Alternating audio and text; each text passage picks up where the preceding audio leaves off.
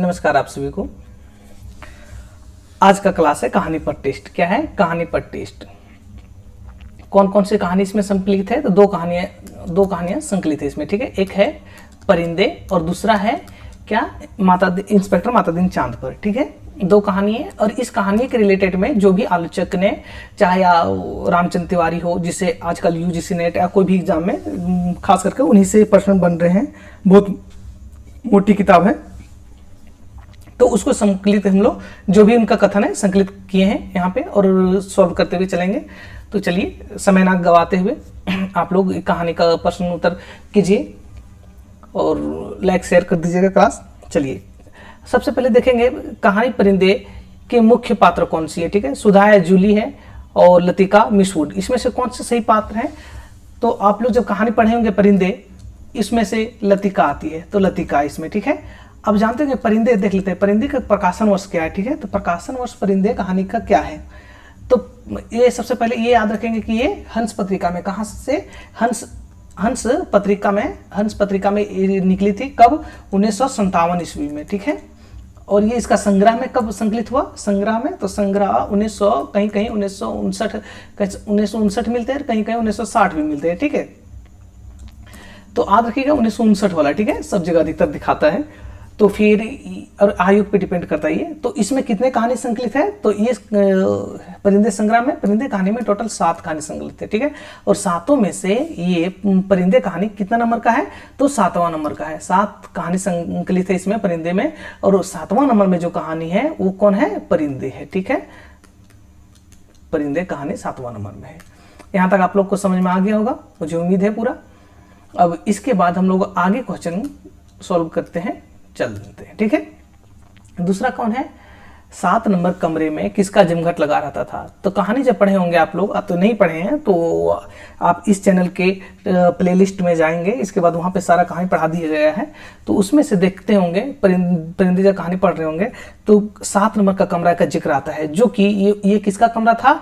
तो आप लोग को याद होगा सुधा का कमरा था, ठीक है, जिसमें सबका जमघट लगा रहा था, वहीं पर बात होता था, ठीक है।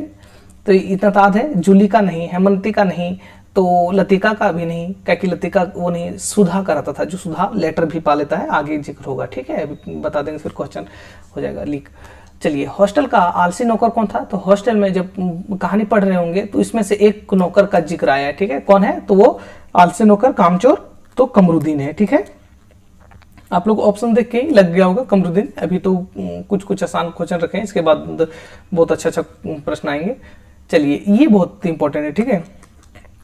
बोलते हैं कि स्वतंत्रता या मुक्ति का प्रश्न जो समकालीन विश्व साहित्य की मुख्य प्रश्न बन चला है, निर्मल की कहानियों में प्रायः अलग अलग कौन से उठाया गया है? किनका कथन है?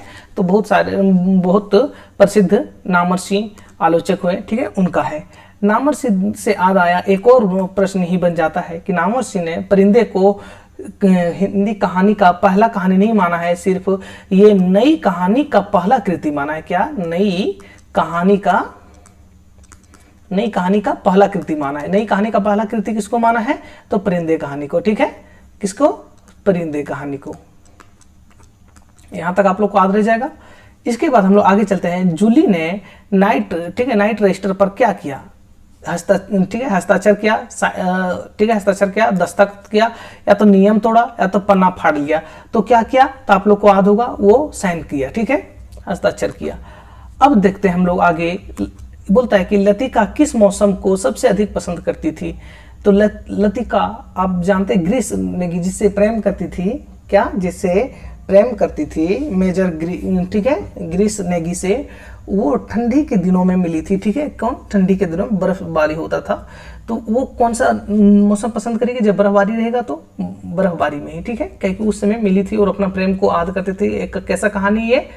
तो ये कहानी है एकांत जीवन को लेके चलने वाली कहानी, ठीक है। कैसा है? एकांत जीवन लेके चलने वाली कहानी है।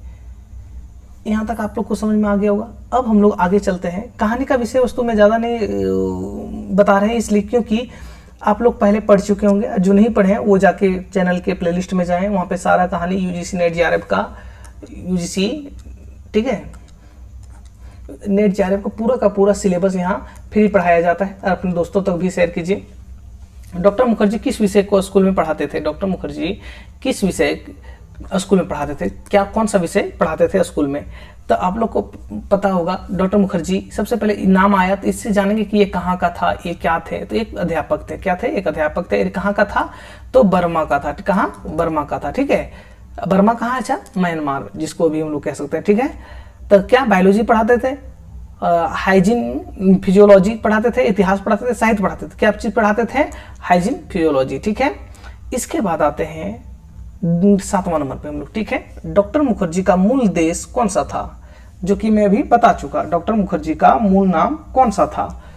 डॉक्टर मुखर्जी का मूल देश का नाम, सॉरी, देश का नाम क्या था? तो कि मैं बता चुका हूं, बर्मा, ठीक है। बर्मा का भी वर्तमान में नाम क्या आता है? म्यांमार, ठीक है। नेपाल नहीं था, इंग्लैंड भी नहीं, भारत तो था ही नहीं, ठीक है। अच्छा, एक चीज और इसमें याद रखिएगा कि जो बर्मा था, तो बर्मा में भारत में कैसे टीचर बन गए, अध्यापक बने? तो इसलिए जब वो जापान ने हमला किया था बर्मा पे, ठीक है, म्यांमार हमला किया था, तो वो जो यहाँ से अपने बर्मा से जो भागे थे अपनी पत्नी को लेके, ठीक है, जो कि आते आते रास्ता में ही इनकी पत्नी का देहांत हो जाता है। क्या? रास्ते में आते आते इनकी पत्नी का देहांत हो जाता है और अकेले आते हैं, भारत में आते हैं और यहाँ पे क्या बन जाते हैं? एक अध्यापक के रूप में कार्य करते हैं, जो कि हमेशा इसके दिलों में बसता क्या है कि एक बार काश बर्मा जा पाते हैं। ये सब छोटी छोटी आप लोग रिलेट कर पाते होंगे, कहानी से कर रहे होंगे, उम्मीद है। अब है 8वां क्वेश्चन है, मिस वुड कौन थी? मिस वुड कौन थी? हॉस्टल का वार्डन थी, स्कूल की प्रिंसिपल थी, ठीक है, हेड गर्ल थी, या फिर संगीत अध्यापक थी? तो मिस वुड जैसे आप लोग सुने होंगे नाम, उसी तरह तुरंत आप लोग का मस्तिष्क में तुरंत ध्यान आया होगा कि प्रिंसिपल थी। कौन थी? स्कूल की प्रिंसिपल थी। इसके बाद कहानी एक आता है पंक्ति, ठीक है। परिंदे कहानी संग्रह के प्रकाशन काल में निर्मल को वामपंथी रुझान वाला लेखक माना गया था, लेकिन सच्चाई यह है कि निर्मल कला की कोई सामाजिक प्रासंगिकता नहीं मानते। किसका कथन है? प्रस्तुत कथन किनका है?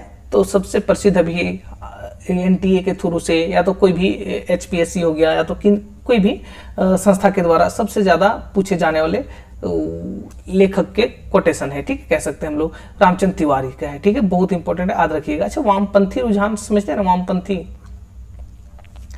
चलिए, उसका रुझान रखने वाले सब लोग मानते थे, लेकिन ये नहीं, बोलते थे कि ये क्या है, कला को कोई सामाजिक प्रासंगिकता नहीं मानते थे, ठीक है, इतना याद रखिएगा।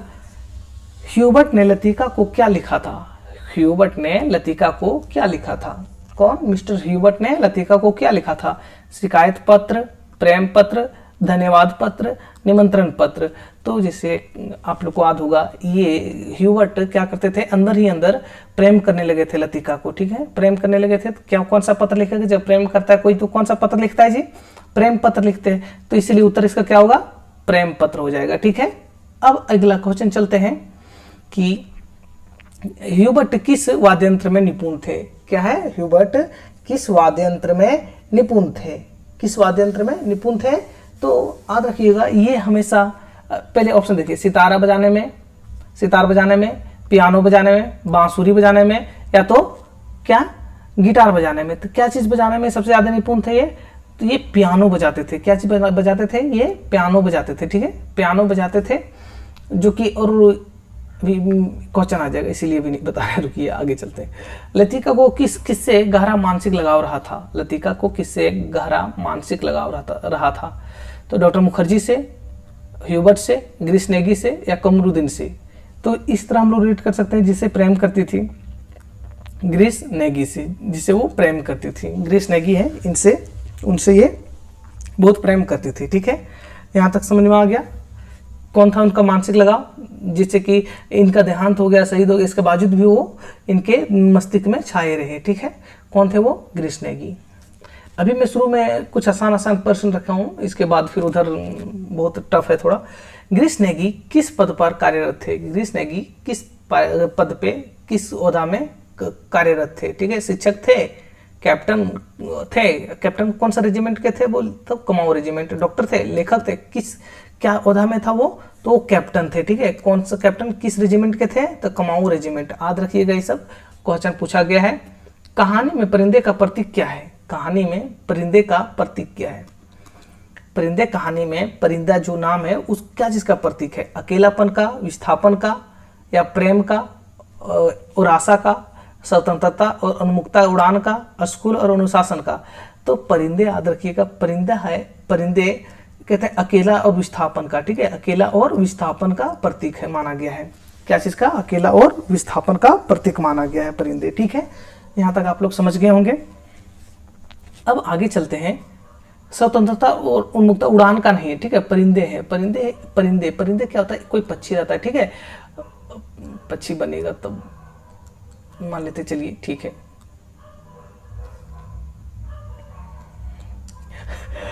ये मान लेते पक्षी है, ठीक है, कुछ भी इसी तरह से। तो ये क्या हो गया? ये उड़ान है, ठीक है, उड़ान ये तो नहीं, सभी रहे तो बहुत ज़्यादा हो जाएगा, ठीक है, पक्षी अगर झुंड हो जाएंगे। अकेला है एक पक्षी, ठीक है, अकेला हो गया है ग्रुप से, और क्या अकेला है, अकेलापन है, विस्थापन में कहाँ से भगा दिया गया, विस्थापन में तो दूसरों से अलग कर दिया गया है, ठीक है, तो हो गया है, वो हो गया, ठीक है। अब आता है अगला क्वेश्चन, बहुत इंपॉर्टेंट है, देखिएगा कि वास्तव में कला की कोई सामाजिक प्रासंगिकता नहीं है, क्योंकि इसका सच अपने आप में है, स्वायत्ता और आत्मतुष्ट है, और जिसकी अहमियत इसके निज के अस्तित्व की शर्तों पर ही ठीक है, आंकी जा सकती है। इन किनका कथन है? सबसे पहले वास्तव को क्या बोलता है, फिर से एक बार देख लीजिएगा कि वास्तव में कला की कोई सामाजिक प्रासंगिकता नहीं है, क्योंकि इसका सच अपने आप में है, स्वायत्ता और आत्मतुष्ट है, और जिसकी क्या है, जिसकी अहमियत उसके निज के अस्तित्व की शर्तों पर ही आंकी जा सकती। ये कौन कहता है? तो निर्मला जी खुद कहते हैं, निर्मल वर्मा खुद कहते हैं। किसमें कहते हैं? कला का जोखिम, एक इनका संग्रह है, ठीक है, कहानी उसमें कहते हैं। अब आते हैं, डॉक्टर मुखर्जी किस बीमारी का इलाज असंभव मानते हैं? डॉक्टर मुखर्जी किस बीमारी का इलाज असंभव मानते हैं? ठीक है, तो मानसिक तनाव का, होम सिकनेस का, या हृदय रोग का, या बुखार को। तो याद रखिएगा आप लोग, डॉक्टर मुखर्जी किसको मानते हैं? होम सिकनेस को मानते हैं। होम सिकनेस को मानते हैं, क्या मानते हैं ये? कि ये इसका बीमारी का इलाज बिल्कुल नहीं है। यहां तक आप लोग समझ गए होंगे। अगला है, मिस वुड को लोग क्या कहकर पुकारते थे? मिस वुड को लोग क्या कहते हैं? स्पेक्ट्रम मैडम जी, ठीक है, ओल्ड मेड, ठीक है, एंजल टीचर, या प्रिंसिपल मैम। तो क्या कह पुकारते थे? तो ओल्ड मैन, ठीक है, क्या चीज? ओल्ड मैन के ओल्ड मेड कह पुकारते थे, ठीक है। यहाँ तक याद होगा आप लोग को, नहीं होगा तो देख लीजिएगा, याद करते चलिएगा साथ साथ में। इसके बाद ह्यूबर्ट किस कारण से पीड़ित रहते थे? ह्यूबर्ट जो बजाते थे, कौन क्या बजाते थे? तो अभी हम लोग जो इस तरह पढ़े ना अभी जी, तो क्या बजाते थे? पियानो बजाने में बहुत एक्सपर्ट थे, ठीक है, मिस्टर ह्यूबर्ट। वो क्या चीज से पीड़ित थे? आंख में कमजोरी से, छाती की तकलीफ से, सिरदर्द से, गठिया से। तो मिस्टर ह्यूबर्ट का छाती का बहुत तकलीफ था, छाती में हमेशा दर्द इनका रहता था, ठीक है। कौन बीमारी से था वो भी आएगा, ठीक है। अब बोलता है, हर साल स्कूल बंद होने पर कौन सा कार्यक्रम होता था? कहानी जब पढ़े होंगे आप लोग, तो स्कूल बंद होने के बाद हर साल एक कार्यक्रम होता था। कौन सा कार्यक्रम होता था? तो वार्षिक उत्सव कहते हैं, वार्षिक उत्सव कहते हैं, या तो स्पेशल सर्विस और पिकनिक कहते हैं, खेल प्रतियोगिता, या सांस्कृतिक संध्या। तो याद रखिएगा, स्पेशल सर्विस और पिकनिक होता था, पिकनिक मनाया जाता था, ठीक है। लतिका मिस वुड के कमरे में क्यों जाती है? क्या है? लतिका मिस वुड के कमरे में क्यों जाती है? तो पढ़ाई करने के लिए, डर की वजह से सोने के लिए, या उनकी किताबें लेने के लिए, उनके पियानो बजाने के लिए। तो क्यों जाती है लतिका? उनको डर लग रहा था। क्या डर लग रहा था? डर की वजह से मिस वुड के कमरे में जाती थी वो। अब देखते हैं, एक बहुत इंपॉर्टेंट कथन है ये, देखिए, निर्मल की कहानियों का अनूठा मुख्यतः 3 बातों में है, ठीक है। कौन कौन? काव्यात्मक भाषा, चमत्कारपूर्ण कल्पना और रहस्यात्मकता, ठीक है। यही 3 मुख्य विशेषताएं हैं जो, ठीक है, इन्हें नई कहानी के दूसरे और सभी कहानीकारों से शायद हिंदी की पूरी कथा परंपरा से अलग करती है। तो हिंदी की पूरी कथा परंपरा से अलग किसने माना है? तो इतने से पकड़ लीजिएगा यदि आवे तो वीर भारत तलवार ने, ठीक है, वीर भारत तलवार ने। कुछ दूसरी विशेषताएं भी है, जैसे, ठीक है, बारीक अनुभूति, ठीक है, बारीक अनुभूतिशीलता और बिंबों में उसकी अभिव्यक्ति, ठीक, अत्यधिक स्मृतिशीलता, छोटी छोटी ठीक है, तफसीलों और जीवंतता, सूक्ष्म निरीक्षण, वृत्ति और खास किस्म का वातावरण इत्यादि प्रमुख कथन किनका है, किस आलोचक का? तो पहले बता चुका हूँ, वीर भरत तलवार का। ठीक है, कैसे पकड़ लीजिएगा, इतने यदि आवे कि उनके बातों पे क्या सभी कहानीकारों से अलग किसको मानते हैं? निर्मल वर्मा कौन मानते हैं जी? नई कहानीकारों से अलग तो वीर भरत तलवार मानते हैं। ठीक है, अगला क्वेश्चन आते हैं कि डॉक्टर मुखर्जी ने ठीक है, किसे कहा लेट द बेड डाई? ठीक है, लेट द डेड डाई, ये डॉक्टर मुखर्जी ने तभी इसे, अभी जो अगला क्वेश्चन आया था जिसको हम बात कर रहे थे कि जिसका इलाज नहीं है और बीमारी से ग्रस्त इंसान है, वो कौन थे? Mister Hubert. याद आ गया होगा, अगले क्वेश्चन से आप लोग पकड़ लिए होंगे। तो कौन है? मिस्टर ह्यूबर्ट को, कमरुद्दीन को, लतिका को, सुधा को। तो अभी हम लोग जैसे पहले बता चुका हूँ ह्यूबर्ट को। ठीक है, बीमारी से ग्रस्त थे।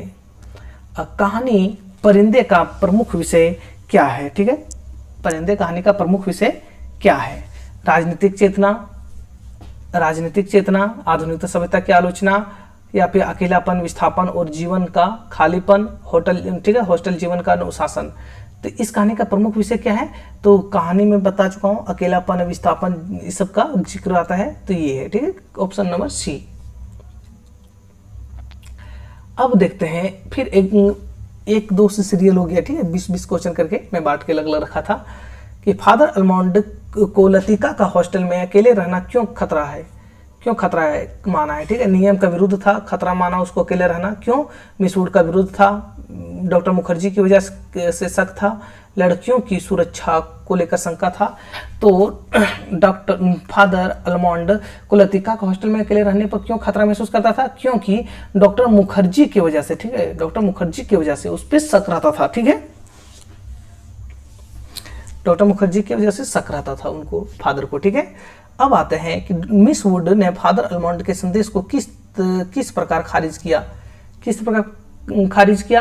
तो मिस वुड ने कहा कि लतिका बच्ची नहीं है, स्कूल की नियम बताया, ग्रीस नेगी की उल्लेख किया, ह्यूबर्ट की उपस्थिति गिनाई।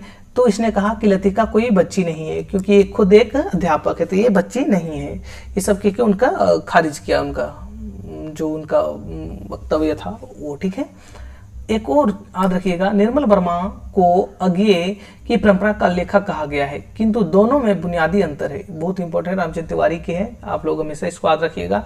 अभी जो क्वेश्चन बन रहा है वो रामचंद्र तिवारी से अधिकतर क्वेश्चन उठाया जा रहा है। ठीक है, इसीलिए आप लोग हमेशा इसको याद रखें, सब टॉपिक को या तो फिर आलोचक कथन को। किंतु दोनों में बुनियादी अंतर है। अज्ञेय ने सदैव संप्रेषण की दृष्टि से कला को महत्व दिया है, इसके विपरीत निर्मल के लिए कला का मूल धर्म अभिव्यक्ति है। कला का मूल धर्म क्या है? अभिव्यक्ति। किसने माना? रामचंद्र तिवारी ने निर्मल वर्मा का कला का मूल अभिव्यक्ति क्या माना है? मूल धर्म क्या माना है? अभिव्यक्ति माना है। ठीक है, सब मिलाकर निर्मल वर्मा हिंदी साहित्य के अनूठे रचनाकार हैं, उन्हें किसी परंपरा से जोड़कर नहीं देखा जा सकता। वस्तुतः कथन किस आलोचक का है? रामचंद्र तिवारी का है। ठीक है, रामचंद्र तिवारी का। आप लोग क्लास देख रहे हैं, अच्छा लग रहा है तो लाइक सब्सक्राइब कीजिएगा, अपने दोस्तों तक शेयर कीजिएगा, क्योंकि क्लास एक क्वेश्चन छाटने में, बनाने में बहुत समय जाता है। तो अच्छा लगे तो बिल्कुल आप लोग लाइक शेयर कीजिएगा। अब देखते हैं अगला क्वेश्चन कि फादर अल्मोंड ने किसके बारे में कहा मेरी राय कुछ बहुत अच्छी नहीं है? किसके बारे में? तो अगला क्वेश्चन से पता चल सकता है किसके बारे में, तो डॉक्टर मुखर्जी के बारे में। ठीक है, ह्यूबर्ट के बारे में, ग्रीस नेगी के बारे में, डॉक्टर मुखर्जी के बारे में, कमरुद्दीन के बारे में। तो कहानी पढ़े होंगे तो कौन? डॉक्टर मुखर्जी बोलते हैं, डॉक्टर मुखर्जी के बारे में बोलते हैं। ठीक है, अब यहां से आगे चलते हैं कि ह्यूबर्ट को पियानो बजाने के बाद कैसी शारीरिक समस्या होती थी? कैसी शारीरिक समस्या होती थी पियानो बजाने के बाद?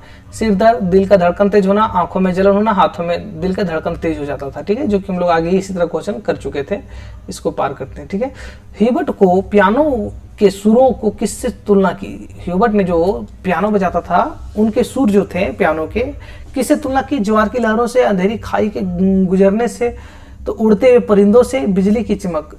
यदि आप लोग यहाँ, यदि मैं एक चीज कर पाया नहीं, ठीक है, जल्दीबाजी, ऑप्शन ये सब मैं यहाँ से नहीं हटा पाया। ठीक है, इसलिए अगला बार जब होगा, अगला टेस्ट जब कहानी पे, तो इसमें ऑप्शन यहाँ नहीं रहेगा जिससे आप लोग देख नहीं पाएंगे। तो ऑप्शन कुछ सेकंड के लिए, 30 सेकंड के लिए या तो फिर 15 सेकंड के लिए देंगे टाइम, इसके बाद आप लोग बताइएगा। तो इसमें क्या है, जब उसको पियानो बजाने से क्या चीज़ दर्द होता था, दर्द महसूस होता था, तो वो तो फिर लहरों का बात नहीं कर सकता, उड़ान की बातें नहीं कर सकता था, परिंदा बातें नहीं कर सकता था। तो क्या जब उसको दर्द आता है, दर्द क्या करता है, अंधेरी, ठीक है, अंधेरी खाई मतलब अंधेरों की तरफ धकेलता है, ठीक है, दर्द अकेला गुस्सा की तरफ धकेलता है। गुस्सा क्या चीज़ का है, अंधेरे के प्रतीक है, ठीक है, मान सकते हैं हम लोग। तो अंधेरी खाई में गुजरते हैं, ठीक है, तो क्या हो जाएगा, अंधेरी खाई से गुजरने से शुरू कैसे तुलना किया है, अंधेरी खाई में गुजरने वाले से, ठीक है। लतिका ने दिल्ली के किस स्मृति को याद किया, लतिका ने दिल्ली, जब लतिका दिल्ली में थी कृष्णगिरी सब में, तो क्या चीज तुलना की, किसको तुलना की, किससे, या तो फिर किस चीज को याद किया, तो ये सब याद रखना हमेशा, ठीक है। लतिका क्या याद की, लाल किला को, लाल किला भ्रमण, लाल किला में भ्रमण कर रही थी वो, कुतुब मीनार के नीचे झांकना, ऊपर चढ़ के चांदनी चौक में घूमना, या फिर जंतर मंतर देखना। तो याद रखिएगा कुतुब मीनार में घूम गई थी, ठीक है, कुतुब मीनार देखी थी, कुतुब मीनार से नीचे झांकना।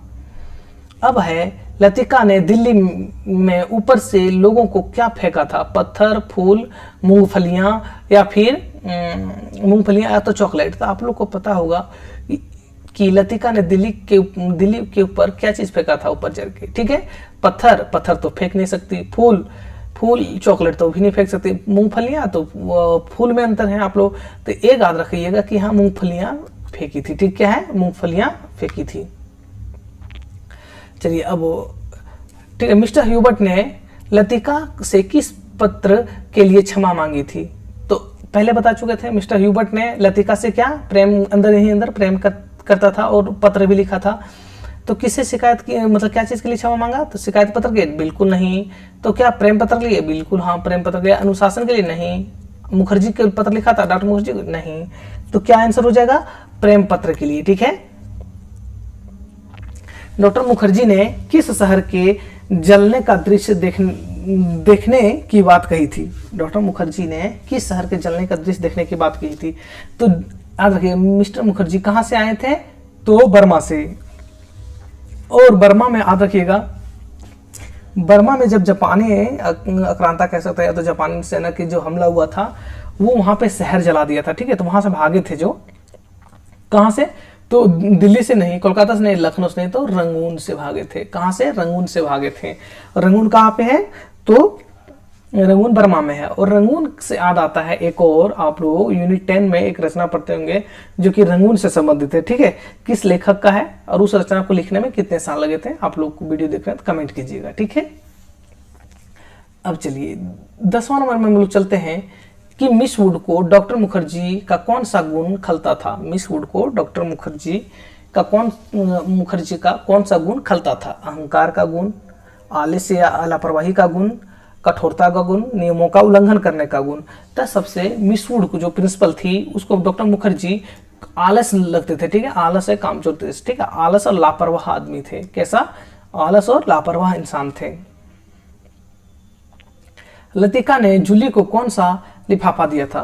तो लतिका ने जूली को कौन सा लिफाफा दिया था, घर से आया पत्र को, भाई का पत्र, लतिका ने जूली का कौन सा लिफाफा दिखाया था, दिया नहीं था, दिखाया था, ठीक है। घर से आया पत्र को, भाई का पत्र, मिलिट्री अफसर का पत्र, प्रिंसिपल का पत्र। तो मिलिट्री अफसर का पत्र दिखाया था। कौन सा पत्र, मिलिट्री अफसर का पत्र दिखाया था। क्वेश्चन बहुत अच्छा शानदार है, आप लोग को नेट सिलेबस में या तो फिर कोई भी एग्जाम में, कंपटीशन एग्जाम में पूछा जा सकता है जिसमें संकलित है, ठीक है। नेट जीआरएफ में तो गारंटी के साथ ही सब क्वेश्चन पूछे जाएंगे, इतने सुंदर क्वेश्चन बनाया हूँ छाट के। चलिए, जूली ने लिफाफे को किसके पत्र के रूप में बताने की कोशिश की। जूली ने लिफाफे को किसके पत्र में बताने की कोशिश की। तो आप लोग याद रखिएगा, कोई किसी से प्रेम करते हैं तो आजकल माहौल में क्या चल रहा है, कोई देख लिया तीसरा बोल कौन है, कौन है, कोई नहीं भाई है, कौन है जी, कोई नहीं बहन है, मतलब ऐसे नौटंकी चलता है, ठीक कह सकते हैं आजकल के। तो लतिका, जूली भी वही खिला कर दी। क्या चीज बताए, अपने भाई का, पिता का, दोस्त का, सही लिखा। तो क्या बता दिया, अपने भाई का लेटर करके, ठीक है। अब है लतिका ने किस पेड़ पर ग्रीस का नाम क्लिप से लिखा था। तो याद रखिएगा, लतिका जब ग्रीस दोस्तों के साथ घूमने गई थी तो वहां का पेड़, जैसे अभी हम लोग मान लेते हैं कि कोई गया शिमला, कोई घूमने गया, बड़े बड़े पहाड़ी, ऊंचे ऊंचे वादियों में, और कैसा पेड़ भी बहुत हरा भरा करके बड़ा लंबा लंबा, इधर आम पेड़ से ज़्यादा ही ऊंचाई में होता है वहाँ पे, ठीक है। तो इसका क्या किया, छिलका इसका क्लिप से उतार उतार के क्या कर दिया, वहाँ पे नाम लिख दिया, ठीक है, नाम लिख दिया। तो वही बोलते ग्रीस का नाम क्लिप से लिखा था। तो कौन सा पेड़ था वो, तो ठीक है, बुरांस का पेड़ था, देवदार का पेड़ था, चीड़ का पेड़ था, सुबानी का पेड़ था, या सखुआ पेड़ था, नीम का पेड़ था, क्या चीज का पेड़ था, तो देवदार का पेड़ था, ठीक है। याद रखिएगा देवदार का पेड़ था। यहां तक आप लोग को याद हो गया होगा, मुझे उम्मीद है। अब चलिए देखते हैं कि ग्रीस ने लतिका के नाम के साथ क्या किया था। ग्रीस ने लतिका के नाम के साथ क्या किया था, मिटा दिया था, अपने नाम के नीचे लिख दिया था, फूल बनाकर सजाया था, छाल पर तीर का निशान लगा दिया था, तो अपने नाम के नीचे लिख दिया था। क्या किया था, अपने नाम के नीचे लिख दिया था, ठीक है। तो जिसे लतिका ने ग्रीस का नाम लिखा, ठीक है, पेड़ में, और ग्रीस ने क्या कर दिया, लतिका का नाम लिख दिया अपने नीचे। समझ रहे हो ना कितना प्रेम था, पेड़ तक कभी नहीं छोड़ा जा रहा था। चलिए, प्रेम का निशानी। तो लतिका अपनी स्मृति और विस्मृति को किससे तुलना करती है। लतिका है जो अपनी स्मृति और विस्मृति को किससे तुलना की है, तो सपनों से और दुख से, सपनों और दुख से, खिलौना खो जाने और पाने से, किताब पढ़ने और भूलने से, तो यात्रा करने और लौट आने से। तो सबसे पहले कि क्वेश्चन ध्यान से पढ़िएगा तो ऑटोमेटिक आ जाएगा, ठीक है। लतिका ने अपने स्मृति और विस्मृति को किससे तुलना की है, तो उनका क्या, जो प्रेमी था ग्रीस रस्तोगी, ठीक है, वो क्या हुआ, वो इंसान जा चुका है, ठीक है, जा चुका है, मतलब कोई चीज उसको अपना जिंदगी अपने खो गई, ठीक है, खो दिया वो। तो कहते हैं कोई इंसान चला जाना, मतलब यार उसको खो दिए, तो इसी तरह चला गया, इसका मतलब क्या, खो देना। तो यहाँ पे खो देना से ही पता चल जा रहा है, खो जाने से, ठीक है। और विस्मृति, विस्मृति, ठीक है, स्मृति को खो जाना, जो स्मृति तक खो जाना, विस्मृति जो स्मृति नहीं है मान ले सकते हैं, ठीक है, उसको पा लेना, इस तरह है, ठीक है। बहुत गुड प्रश्न इससे बना हुआ है, आप लोग हमेशा इसको देखते रहिएगा, ध्यान में रखिएगा, लाइक शेयर करिएगा दोस्तों, तो सब्सक्राइब करवाइए दोस्तों सबसे। हाँ, और आप लोग को एक चीज़ और बताना है कि 1000 सब्सक्राइबर होने के बाद आप लोग के यहाँ लाइव आके क्लास होगी, ठीक है, डायरेक्ट लाइव में आप लोग देख सकते हैं पढ़ाते हुए। और 1000 जल्दी से करवाइए, इसके बाद फिर और ज़्यादा कुछ खुलासा करेंगे, ठीक है। ह्यूबर्ट ने डॉक्टर मुखर्जी की किस सलाह पर संदेश किया। डॉक्टर ह्यूबर्ट ने डॉक्टर मुखर्जी पे किस सलाह पर संदेश किया, दवा बदलने पर, ठीक है, 6-7 महीने आराम करने पर, ऑपरेशन कराने पर, ठीक है, दिल्ली ना जाने पर। तो 6-7 महीना आराम करने पर जो बताया, इसके संदेह कर लिया, ठीक है। अब है बहुत सारा क्वेश्चन है, इसीलिए थोड़ा फास्ट चल रहे हैं, नहीं तो फिर लेट हो जाएगा। आप लोग खाली हम इसलिए यहाँ पे आज आ गए, नहीं तो फिर हम इसको सुधार के इसको अगला यहाँ पे नहीं होता, मैं बताते जाता आप लोग को उत्तर, मैं टाइम नहीं था इसलिए मैं सोचा कि चलो आप लोग को यहाँ पे रख देते हैं, अगला क्लास जब आएगा उसमें सुधार की जा सकती है। अभी टेस्ट का तो 1 ही 2 क्लास हुआ है, इसलिए धीरे धीरे हर एक चीज़ में अपडेट आता है और सुधार की तरफ जाता है। तो इतने जान लीजिए, इसमें भी सुधार बहुत चीज़ें होंगी आगे आते आते भी। तो चलिए, हाँ, आप लोग का साथ बना रहे, सहयोग चाहिए। अब देखते हैं कि, ठीक है, लेट द डेड डाई का संकेत किस प्रसंग से जुड़ा है। ह्यूबर्ट की बीमारी से, ग्रीष्णेगी की मृत्यु से, जूली का, ठीक है, अफसर का संबंध, जूली के अफसर से संबंध, लतिका से अकेलेपन का। तो याद रखिएगा, बीमारी किसको था, तो ह्यूबर्ट को था, ठीक है, ह्यूबर्ट को बीमारी था, तो उसी बीमारी का नाम था लेट द डेड डाई, ठीक है। अब यहाँ देखते हैं, मिस वुड डॉक्टर मुखर्जी को क्या समझती थी। मिस वुड डॉक्टर मुखर्जी को क्या समझती थी, तो मैं पहले बता चुका हूँ, डॉक्टर मुखर्जी कैसे इंसान थे, आलसी और कामचोर टाइप में थे, ठीक है, काम करने का इनको मन ही नहीं करता था। कैसा, सनकी और लापरवाह पर भरोसेमंद, खतरनाक, अविश्वासी, ठीक है, महत्वाकांक्षी और स्वार्थी शख्स, और क्या है, नियम प्रिय। तो सबसे पहले क्या, लापरवाह था, भरोसामंद, लापरवाह था, ठीक है, सनकी था, कामचोर था, लेकिन मिस वुड इन पे भरोसा बहुत ज्यादा करते थे, ठीक है। यहां तक हो गया। अब आते हैं, लतिका ने छुट्टियों के दौरान होने वाले, ठीक है, सामाजिक कार्यक्रमों का उल्लेख कहाँ किया, ठीक है। लतिका ने छुट्टियों के दौरान होने वाले सामाजिक कार्यक्रमों का उल्लेख कहाँ किया, दिल्ली की यात्रा में, अल्मोड़ा की यात्रा में, क्लब और, ठीक है, परेड ग्राउंड में, स्कूल के कॉरिडोर में। तो याद रखिएगा, क्लब और परेड ग्राउंड में। अच्छा, क्लब से याद आया कि लतिका ने ग्रीष्म से कहाँ पे मिला था, कहाँ पे मिला था, कौन सा क्लब का नाम था, बिला नागा क्लब, ठीक है, बिला नागा क्लब, हाँ याद रखिएगा, बिला, इधर फ्रेश से लिख देता हूँ, बिला नागा क्लब, ठीक है, बिला नागा क्लब का नाम था जो बिला नागा क्लब, ठीक है।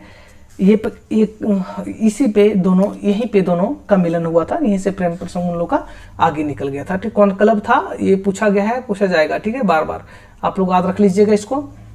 अब देखते हैं 20 नंबर पे, परिंदे शीर्षक का प्रतीक यहाँ सबसे गहरे रूप में किस भाव से जुड़ा है। परिंदे शीर्षक का प्रतीक यहाँ सबसे गहरे रूप में किस भाव से जुड़ा है। तो आप पहले बता चुका हूँ ये कहानी क्या चीज़ का है, अकेलेपन का, विस्थापन का, ठीक है, त्रासदायक, इस सब चीज़ का दर्शाया इसमें। स्वतंत्रता की उड़ान, नहीं, बिल्कुल नहीं। तो विस्थापन और अकेलापन का, विस्थापन और अकेलापन का, बिल्कुल विस्थापन अकेलापन का। जिस तरह यहाँ सभी विस्थापन अकेलापन में कौन, मिस्टर ह्यूबर्ट भी अकेलेपन में है, लतिका अकेलेपन में, सभी यहाँ प्रेम और बंधन का, प्रेम बंधन थोड़ा सा, लेकिन उससे ज़्यादा अकेलापन। पर्वतीय जीवन की कठिनाई ये भी है, लेकिन ये सब ज़्यादा प्रमुख नहीं है। प्रमुख कौन है ज़्यादा, ये, ठीक है। यहाँ तक 40 क्वेश्चन हो गए, ठीक है। कितने क्वेश्चन, 40 क्वेश्चन, जो कि इधर 40 क्वेश्चन इधर हो गया, और प्रमुख कथन लगभग 6-7 थे, ठीक है। 46 क्वेश्चन लगभग परिंदे कहानी से हुआ। अब 50 क्वेश्चन लगभग, 40-50 क्वेश्चन लगभग इससे भी है, किससे, इंस्पेक्टर मातादीन चांद पर, ठीक है। उम्मीद है आप लोग को अच्छा लग रहा होगा क्लास, अच्छा लग रहा होगा क्लास को लाइक शेयर सब्सक्राइब कीजिएगा, दोस्तों तो शेयर कीजिए। आप लोग का सहयोग से ही इतना कुछ कर पा रहे हैं। चलिए लेट ना करते हुए पहले जानेंगे, यहाँ से चालू हो जाता है 1 नंबर से, इंस्पेक्टर मातादीन चांद पर। ये किनका है, तो पहले हरिशंकर परसाई का है। किनका, इंस्पेक्टर मातादीन चांद पर, तो हरिशंकर परसाई का है, ठीक है। हरिशंकर परसाई के हैं।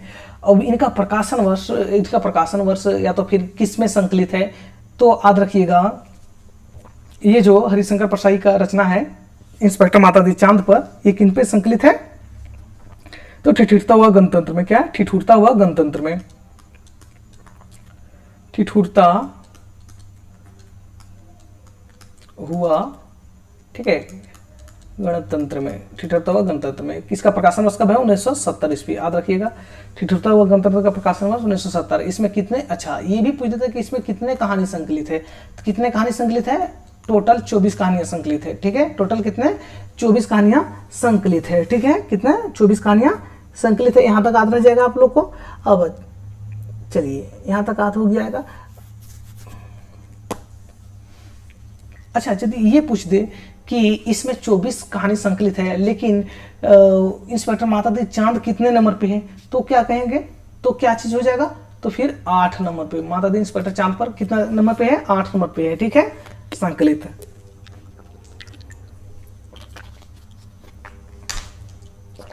चलिए यहां तक हो गया। अच्छा, इसका थोड़ा सा स्टोरी सुन लीजिए। क्या करता है मातादीन चांद पर, भारत के सीनियर पुलिस इंस्पेक्टर है। अब एक चांद है काल्पनिक रूप में, वहाँ भी इंसान रहते हैं आमतौर पर, जो कि इंसान रहता है, तो वहाँ बुलाता है वो अपने पुलिस तंत्र को मतलब सुधार करने के लिए। विकास तो काफ़ी हो गया, लेकिन पुलिस तंत्र वहाँ का चोर को पकड़ नहीं पा रहा, इसलिए क्या करता है, भारत में राम राज है ऐसा सुने हैं, आप वहाँ से एक इंस्पेक्टर को भेज दीजिए, जैसे मेरे पुलिस में सीनियर पदाधिकारी भेज दिए, लेकिन वहाँ जैसे मेरे पुलिस व्यवस्था को सही कर सके। लेकिन यहाँ से जाता कौन है, तो मातादीन। इस मातादीन जाता है और वहाँ भी पुलिस को पूरा करप्ट कर देता है। तो इस तरह से यहाँ पे दिखाया गया, इस कहानी में क्या दिखाया गया है कि पुलिस पे भ्रष्टाचार, ठीक है, भ्रष्ट पुलिस का व्यवस्था दिखाया गया है, ठीक है। भारतीय पुलिस व्यवस्था कार्यशैली उन लोग का कितना मतलब खराब है कह सकते हैं, उस पर व्यंग किया गया है।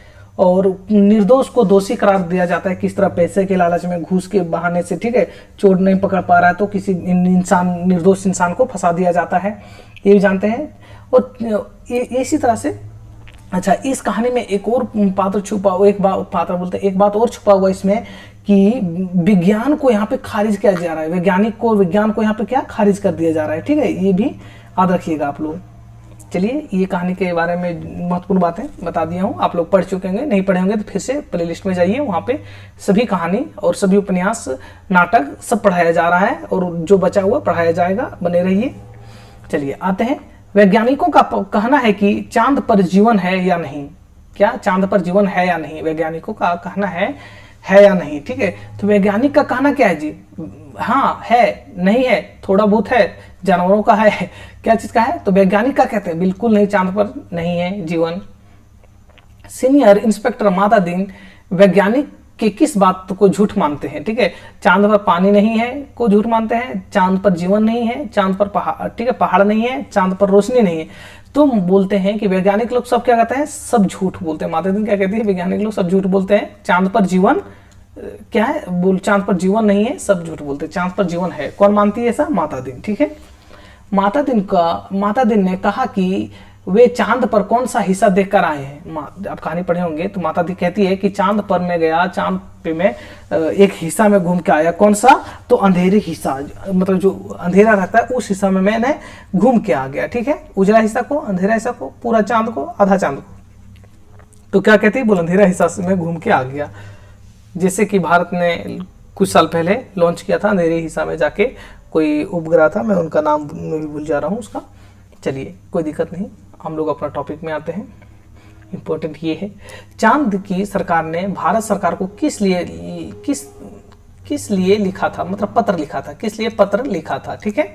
किस लिए पत्र लिखा था, सेना भेजने के लिए, सांस्कृतिक आदान प्रदान के लिए, पुलिस अफसर भेजने के लिए, वैज्ञानिक, ठीक है, वैज्ञानिक भेजने के लिए। तो किस लिए, सांस्कृतिक आदान प्रदान के साथ में तो ठीक था, लेकिन उसी के साथ में पुलिस अफसर को भेजने के लिए लिख दिया था। किसने, पुलिस अफसर को भेज दिया था। अच्छा, एक यहाँ पे याद रखिएगा, हरिशंकर परसाई जिनका जन्म 1924 में हुआ है, ये लगभग सभी कहानियां और लघु कथाएं, ठीक है, लघु कथाएं, इनका जो सभी कहानियां और लघु कथाएं कहाँ पे मिलता है, तो हरिशंकर, ठीक है, परसाई रचनावली 1 भाग और 2 में मिलता है, ठीक है। किस परसाई रचनावली 1 और 2 में मिलता है क्या, इनका कहानियां और लघु कथाएं, ये सब याद रखिएगा, थोड़ा एक्स्ट्रा नॉलेज के लिए रख दिया हूँ यहाँ पे मैं। अच्छा, गृह मंत्री ने पहले किस रैंक के अधिकारी को भेजने का सोचा था, जब वो चांद की तरफ से लेटर आया कि आपके यहाँ से एक इंस्पेक्टर को चाहिए मेरे पुलिस व्यवस्था को सुधारने के लिए, तो क्या सोचा था पहले, किस रैंक को भेजने के लिए गृह मंत्री ने, तो पहला कि बोल आईजी लेवल का भेज देता हूँ, बहुत बड़ा लेवल का अफसर भेज देता हूँ। फिर सोचा नहीं, बहुत बड़ा लेवल का क्या भेजे, तो एसपी, डीआईजी, इंस्पेक्टर, तो किस लेवल को भेजा तुमने सोचा था, तो आईजी को, लेकिन भेजता किसको, सीनियर इंस्पेक्टर को, ठीक है।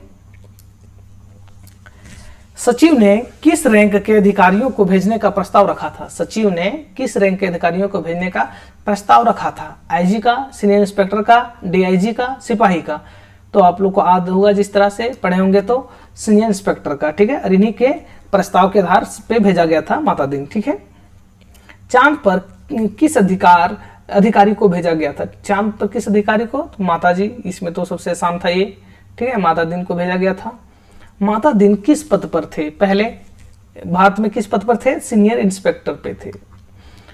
अब माता दीन ने यान चालक से सबसे पहले क्या पूछा, टिकट है या नहीं, ड्राइविंग लाइसेंस है या नहीं, पहचान पत्र है या नहीं, पेट्रोल है या नहीं। तो याद रखिएगा, तो सबसे पहले जैसे जहाज में बैठती है, यान में बैठती है, वैसे क्या पूछता है कि बोलता ड्राइविंग लाइसेंस है क्या नहीं, ठीक है। तो क्या बोला था, हाँ है। माता दीन ने चालक को किस कारण डांटा था, तेज चलाने पर, हॉर्न ना बजाने पर, सीट बेल्ट ना लगाने पर, बत्ती खराब होने पर। तो हॉर्न ना बजाने पर, किस बात पे, तो हॉर्न ना बजाने पर पे उनको डांट दिया था माता दीन, ठीक है। किस बात पे डांट दिया था, हॉर्न ना बजाने पर। चलिए अब यहां से आते हैं, चांद की पुलिस लाइन में माता दीन को किससे कमी मतलब माता दीन को किसकी कमी लगी, स्कूल की, मंदिर की, हनुमान की मंदिर की, अस्पताल की। तो याद रखिएगा, जब कहानी पढ़े होंगे, माता दीन हनुमान जी का बहुत बड़े कह सकते हैं भक्त टाइप में थे, ठीक है। तो हनुमान के मंदिर का वहां कमी लगा, तो तुरंत क्या कर दिया, तुरंत हनुमान मंदिर का वहां विस्थापन हो गया। अब बोलते हैं, माता दीन ने हनुमान जी को किस विभाग, ठीक है, विभाग का बताया, किस विभाग का बताया। तो एक यहाँ कथा जुड़ जाता है, ठीक है। जैसे सीता माता को रावण द्वारा अपहरण कर लिया गया, तो उसको खोजने के लिए कौन गया था, तो हनुमान जी। हनुमान जी मतलब सूचना लाने वाला, ठीक है, खुफिया जानकारी देने वाला। तो इसीलिए माता दिन बोलते हैं। Special branch CBI, traffic police, ठीक है, फॉरेंसिक विभाग, क्या स्पेशल ब्रांच बताया, क्या स्पेशल ब्रांच का बताया, ठीक है, सब अधिकारी को है। चलिए अब आते हैं यहाँ पे एक और। परसाई ने कहानी के परंपरागत रूपबंध पर ध्यान ना देकर अपनी बात को अधिक से अधिक पैनी और नुकीली बनाकर पेश किया है। समकालीन जीवन अर्थार्थ का ऐसा कोई पक्ष नहीं है जिसकी विसंगति, ठीक है, विसंगति और अंतर्विरोध का उद्घाटन परसाई ने ना किया हो। प्रस्तुत कथन किनका है? रामचंद्र तिवारी, नगेंद्र बच्चन सिंह, रामशंकर चतुर्वेदी और रामचंद्र तिवारी। तो आप लोग को पहले बता दिया, रामचंद्र तिवारी को अधिक से अधिक यहाँ पे चाह रहे हैं कि उनके कथनों को आप लोग को याद हो जाए, जिससे कि एग्जाम में पूछे तो अच्छा स्कोर कर पाए आप लोग। एक सेकेंड,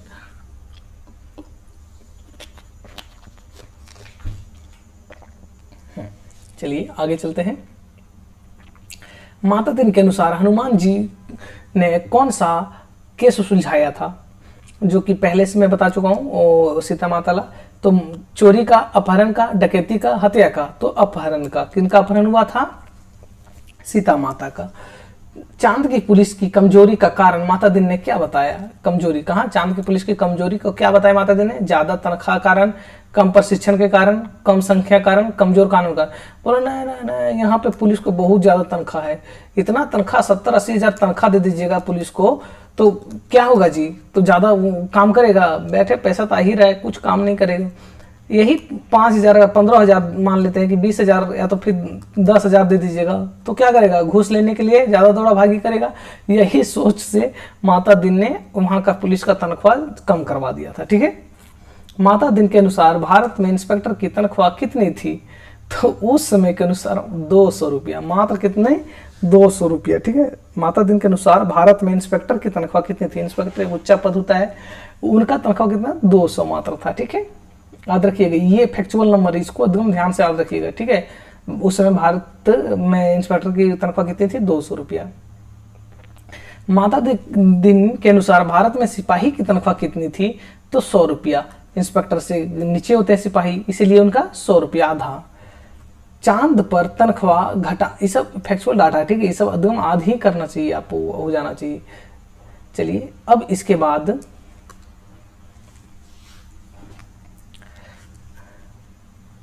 हाँ, इसके बाद क्या है?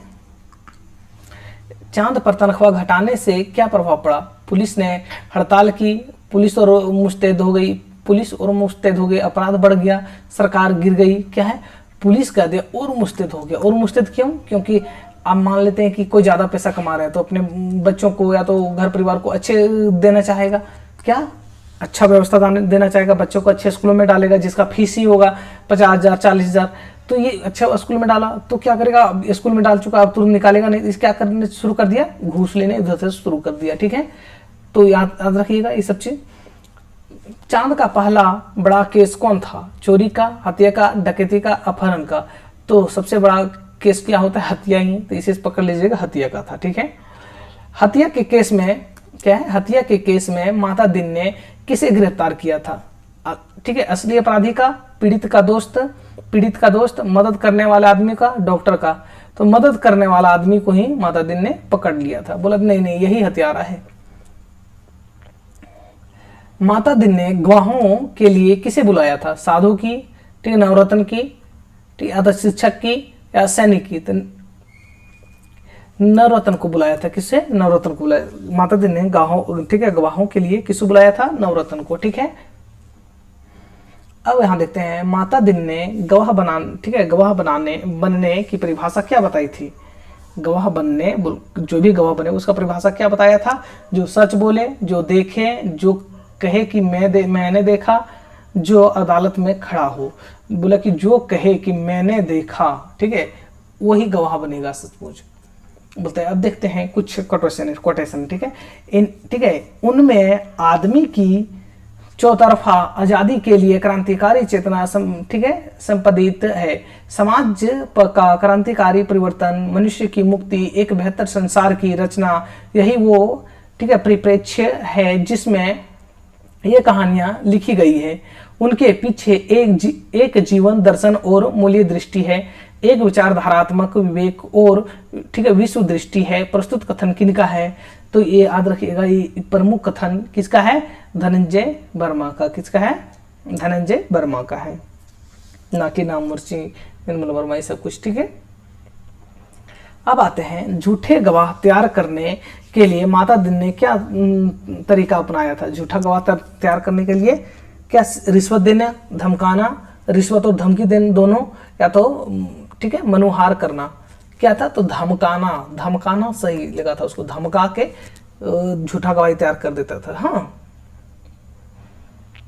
माता दिन के अनुसार FIR में क्या करना जरूरी है?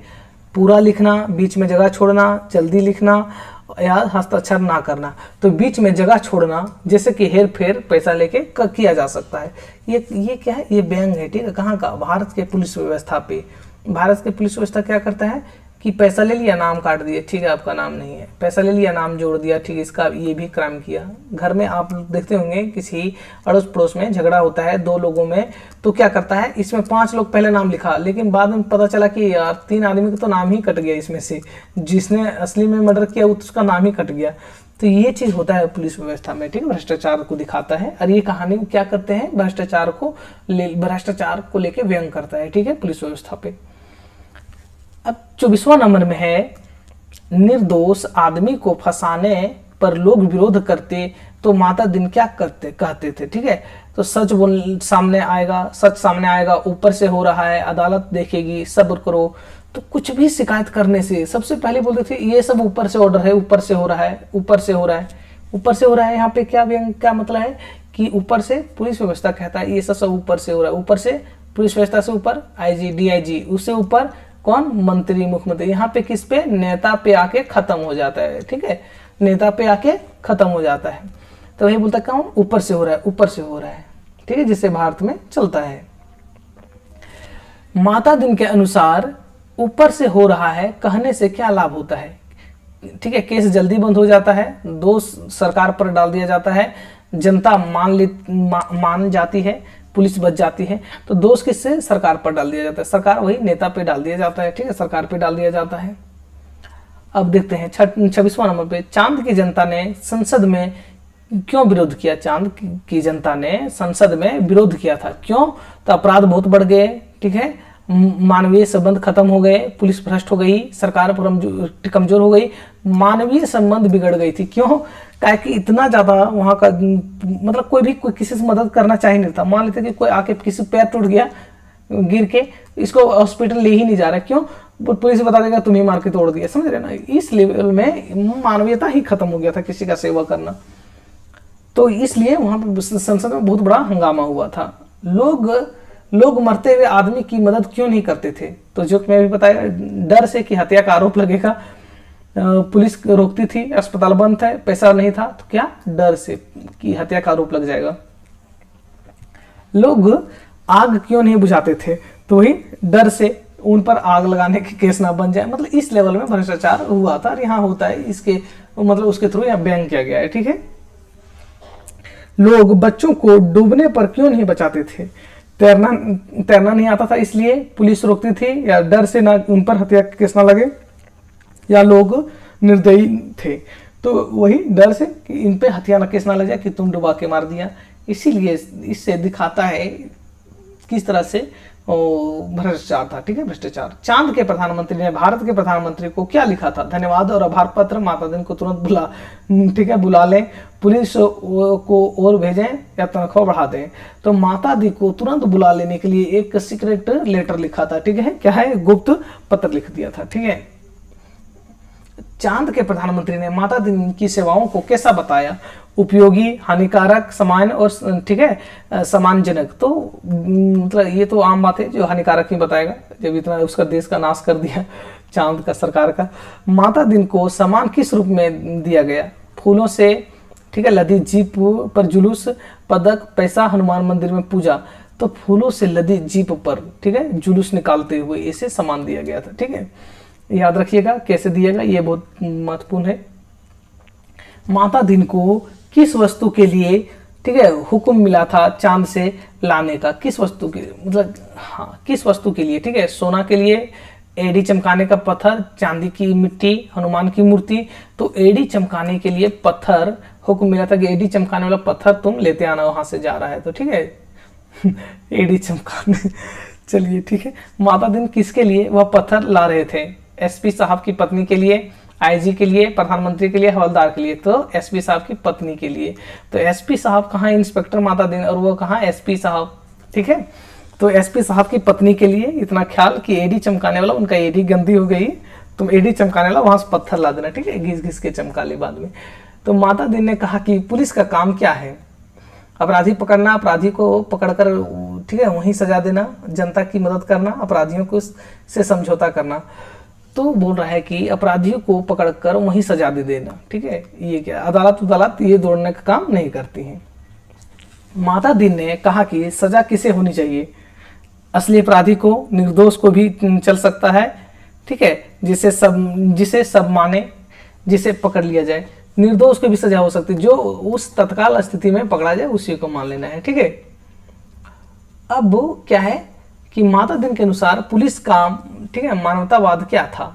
सब में ईश्वर का अंश है, निर्दोष को छोड़ना चाहिए, अपराधी को ही सजा देना चाहिए, सबको बराबर समझना चाहिए। तो क्या निर्दोष क्या है, बोल रहे थे कि माता दिन के अनुसार पुलिस का मानवतावाद क्या है? तो सब में ईश्वर का ही वास है, किसी को भी पकड़ के सजा दे दो, मौत का घाट उतार दो, कोई दिक्कत नहीं, सब में ईश्वर का वास है।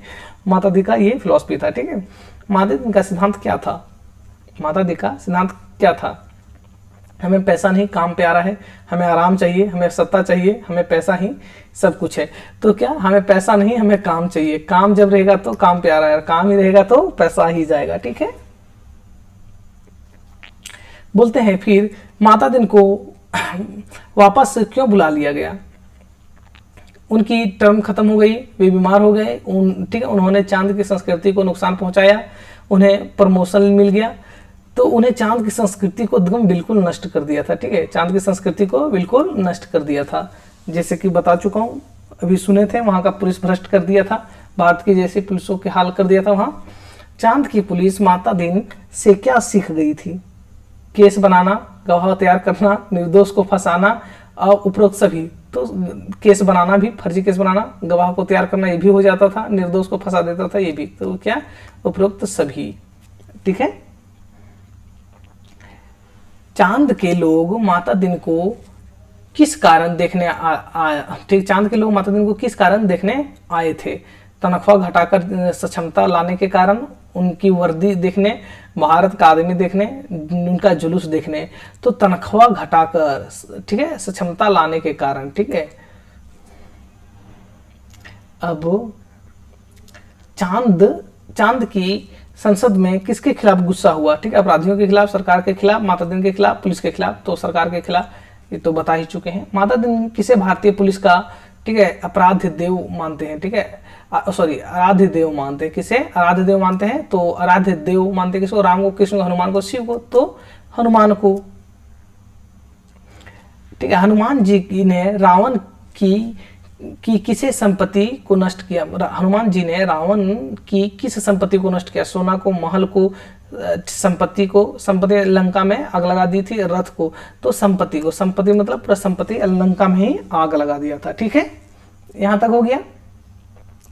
अब देखते हैं माता दिन ने केस में सबसे पहले किस अपराध पर दोषी तय किया था? किस अपराध, ठीक है, सबसे पहले किस आधार पे दोषी तय किया था? एविडेंस के आधार पर, असली अपराधी के, जनता की राय, अदालत। तो एविडेंस के आधार पर, ठीक है। इसके बाद इसमें निर्दोष आदमी को दोषी ठहराने का कारण क्या दिया गया था? निर्दोष आदमी को दोषी ठहराने का कारण क्या दिया गया था? उनके कपड़ों पर खून मिला, वह गरीब था, वह सरकार का विरोधी था, उसने अपराध कबूल किया, तो उनके कपड़ा में खून मिला। अब मान लेते हैं कि कोई मदद करेगा, किसी का पैर टूट गया, उसको मदद करके उठा के ले गए हॉस्पिटल डॉक्टर के पास, तो खून तो लग ही जाएगा। मान लेते हैं पैर पूरा हड्डी उड्डी निकल गया तो खून लग गया कपड़ा में। अच्छा, तुम्हारे कपड़ा में खून कैसे लगा? बस तुम अपराधी हो। तो इसी भावना से उनका क्या हो गया? सजा दिलाया था। माता दिन के अनुसार चशमदीद गवाह की परिभाषा क्या थी? जो देखे, जो कहे कि उसने देखा, जो अदालत में बोले जो सच्चाई जाने। तो इसका क्या है, जो कहे कि उसने देखा, ये क्वेश्चन हो चुका था, डबल बन गया है। माता दिन की वजह से चांद की संस्कृति को क्या नुकसान हुआ? लोग मदद करना छोड़ दिए, लोग इंसानियत भूल गए, लोग स्वार्थी हो गए। उपरोक्त सभी, तो उपरोक्त सभी लोग स्वार्थी हो गए थे, इंसानियत भूल गया था, मदद करना तो डर से मदद ही नहीं करते थे। चांद के प्रधानमंत्री ने भारत पर क्या आरोप लगाया? मित्र देश होने पर भी शत्रुवश व्यवहार का, मदद नहीं की, वैज्ञानिक नहीं, ठीक है, वैज्ञानिक नहीं भेजे, पैसा लिया। तो क्या हम बोल, मित्र देश होने, जैसे चांद क्या है, मित्र देश होने के बावजूद आपने शत्रुता का व्यवहार किया, मतलब कितने खराब भ्रष्ट पुलिस अधिकारी को भेज दिया जो कि मेरे पूरे देश से भ्रष्ट हो गया। ठीक है, ये किसने आरोप लगाया? चांद के प्रधानमंत्री ने। ठीक है, अब आता है अंत में माता दिन कहाँ लौटा है? मंगल ग्रह पर, भारत राम राज्य पर, पृथ्वी का दूसरा हिस्सा पर, पुलिस मुख्यालय कहाँ लौटा था? भारत देश पे। ठीक है, राम राज्य जिसको कहते हैं चांद के सरकार ने। ठीक है, आप लोग को क्वेश्चन कैसा लगा? यदि अच्छा लगा लाइक शेयर सब्सक्राइब कीजिएगा, दोस्तों तक आगे बढ़ाइए, शेयर कीजिए। बहुत बहुत धन्यवाद, इसी तरह सपोर्ट बना रहे।